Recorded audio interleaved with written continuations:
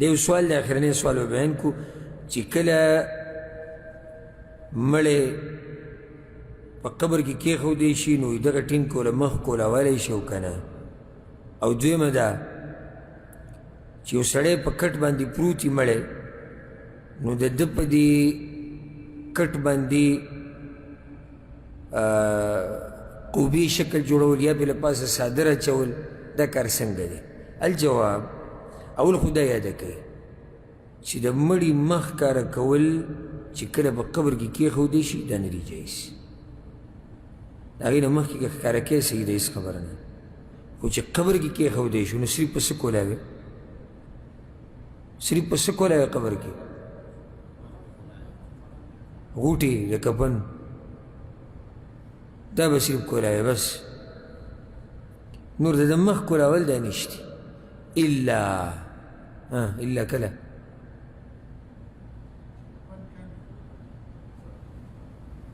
اخو د مخکې نه باقي کې دغه شی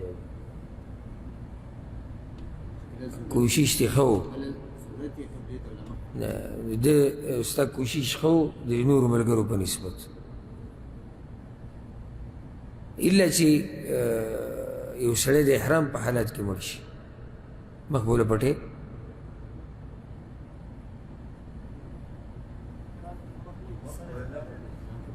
سر چې ښکاري مخ به ښکاري نه نو چې قبر کې کېښودی شو د مخ کولاو دی هېڅ خبره نه ده خو نور چې مړی کفن کړی شو بیا د کفن کولاوال دومره چې مخ یې ښکاري شي دا نشته. دویمه مسله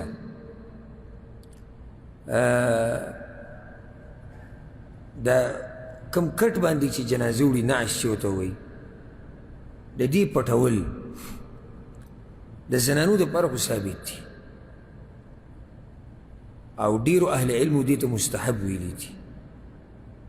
بلکې د بعضو صحابه کرامو نه دا کار ثابت دی. امام بیهقي روایت راوړی دی چې د پیغمبر صلی الله علیه وسلم لور فاطمه رضی الله عنها دا وصیت کړی چې کله زه مړه شم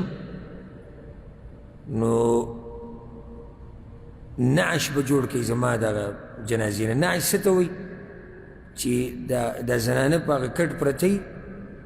او په هغې له پاسه داسې یو قسمه دنګ داسې شی جوړ کړي قوبه غونته کړي په هغې بیا کپړه ور واچي نو دې سره زنانه صحیح پټه شي ځکه چې هلته هغه څادر له پاسه راغی په هغه لرګو چې کوم تا په دې کټ له پاسه راوستي دي نو زنانه بلکل پټه شو. نو دا وصیت کړی د پیغمبر صلی الله علیه وسلم لور فاطمه رضی الله عنها او چې کله وفات شو هغې سره دغه شان چل شي او د نورو صحابه کرامو نه هم ثابت دي. نو اهل علم وایي چې دا مستحب دي د زنانو دپاره نو چې مستحب شو د زنانو دپاره نو په خپله جواب راووتو سړو دپاره نشته. ولې د سړي جنازه پټې ولې به څادر اچي او ولې بې له پاسه نعش جوړی او له پاسه پې ټوکې اچي ولې څه چل ضرورت شته بلکې فایده خو دې کې دي چې ښکاري فایده څه ده خلک به چې عبرت وایي پټول ته ضرورت نشته. هر چې زنانه ده د هغې په قبر د هغې په کټ باندې څادر اچول